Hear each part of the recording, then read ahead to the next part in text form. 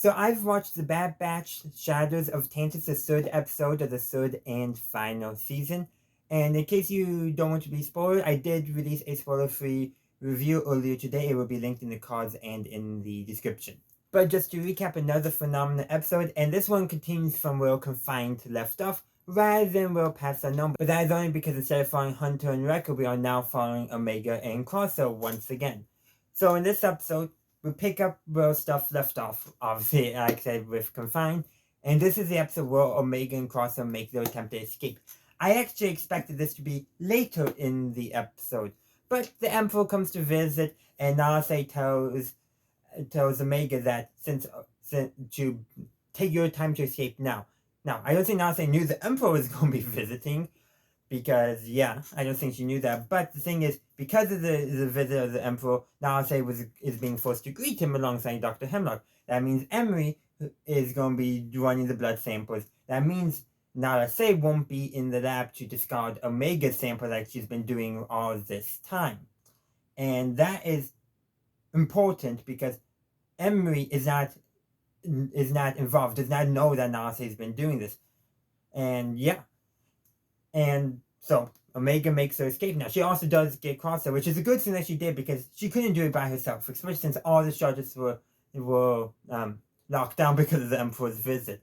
And when Crosser heard two clones saying, "Yeah, we're double duty until all the one of the TK troopers, not one of the clones, one of the TK troopers comment that they're on basically overtime double duty until the Emperor leaves." He's like, "The Emperor is here, great." Yeah, but I gotta say, when Crosshair is a little frustrated that Omega hadn't planned to escape out fully, but at the same time, like the way he distracted those TK troopers that were guarding his cell, like he just basically, like, you know what, he did. I don't think he rolled his shoulders, but like he stood up straight and he basically ordered them around, and they kind of were amused by it, but I distracted them, and that was a good distraction. But they do escape, and they actually through the candles where those hounds would be kept. That's the method that they got out, because since they couldn't get a shuttle, because the only one that was not grounded was the Emperor's shuttle, and they knew they couldn't escape with that. So they go out there. Granted, they escape, but barely, because guess what? Emmy confronts them, and and sounds the alarm, but she didn't. But again, she doesn't know everything that's going on. Who knows how she would if she actually knew? Who knows how much she knows or doesn't know, and where her lower desire is still all up in the air. She showed some compassion and confined by a little sign of resistance, but at the same time, I don't think she fully understands everything that's going on. It's hard to say. She hasn't had a full change of heart yet. No. And that could be a big weakness for Dr. Hemlock's plans and his own seek for power. But the thing is, like, that, and this is right after the Emperor left, so probably Hemlock is a bit like, he's glad that the Emperor's already gone, but at the same time, so he orders the ratios and the cannons to be deactivated to hopefully trap them. Doesn't work, they get out, and they go to find that crash shuttle from from Confined, because hopefully they could get some communication out. That doesn't work, but because of all the word I'm looking for is the TK troopers and clone command sent to find them. That means ships are going out there, and they use Plan 72 to steal a ship, and both of them, and also the hound that Omega befriended / domesticated. The name also I forgot. I remember when I talked about Confined, but not for here. Happens. But they all see them get out, and they're being pursued by V-Wings. But this is a key thing. So there's the thing that's been testing the blood samples of all the clones. Omega's now in there, so every now and then we pan the shot transfer there, and we see Omega sample move one, just like a clock, and that's the purpose why they designed that way. And then we get to Omega's, and it gives the success. What they've been looking for has occurred. The M counts were now reduced when interacting with Omega's blood. Now Narase knew this. That's why she was getting rid of Omega's blood sample, so this wouldn't happen. And when Narase knew she was going to be there to dispose of that, she told Omega, "This is your one chance to escape, because I'm not going to be there to destroy your blood sample. What they're looking for, they will find." And they do. Now, this also means they can't shoot down the shuttle across there and Omega stole. So that is a bit of a setback, because now Tantiss is going to be known the location. But at the same time, Hemlock now needs Omega alive.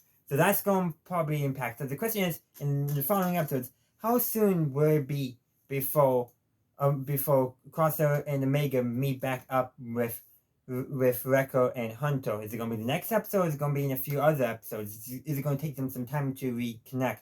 I don't know, but hey, Omega didn't need any help escaping. She was taught well by the Bad Batch. And I gotta say, does Crosser know that Tech is dead yet? I honestly don't know. I really don't know, because I wish I knew for sure. Because the thing is, when Crosser asked Omega if she knew what Plan 72 was, she said yes. Tech had to memorize them all, and Crosser said, of course he did. Now, they used the past tense, but at the same time, they're talking about about learning stuff from Tech in the past. Did you learn these plans? So that's still going to be the past tense. But the question is, does Crosser know that Tech is dead yet or not? I honestly don't know. And I'd be interesting to find out if he does. But one last thing I would like to add is this. There's one project that the Emperor wants Hemlock to create, and this is going to involve Omega's blood, M counts, and it's called Project Necromancer. I'm pretty sure it's connecting with some of the stuff Moff Gideon was doing in the Mandalorian, things involving Grogu. And perhaps maybe they used Grogu because they couldn't find Omega. I mean, it's possible. Maybe Omega's the reason why Grogu got involved in all this and some stuff. I don't know. We don't know. And that's exciting. I don't think there's going to be any direct connections to the Mandalorian, but it would be neat if it does happen. But that's all I got for this episode for Shadows of Tantiss. Oh, and can I say the hound that Omega befriended Betcha, now that I remember, he also helped them escape too, because they used his candle to get out, but also because he helped distract the troopers to help them Omega steal the shuttle and Crosser get on board as well. And especially good because Crosser, his hands are still shaking. He's not as steady as he used to be. And Omega actually comments on this, that his hands are getting worse. And there's a time where he does try to do a precise shot and he misses. So Crosser is broken in many ways. But I think he's now going to be on the path to recovery. But that is truly where I'm going to end. But I would love to hear your thoughts. Let me know your thoughts on Shadows of Tantiss in the comment section down below. And if you haven't done so already, please be sure to like, upvote, and share the video. And also subscribe to the channel if you haven't done so already. And as always, have a good day, a good night, wherever you are. May the Force be with you, always. Thank you for watching this video. I do hope you enjoyed it. If you did, please be sure to give this video a like, as well as subscribe to my channel and ring that bell to stay up to date on my latest content. Also, be sure to check out the link tree in the description, as well as any other links I have down there.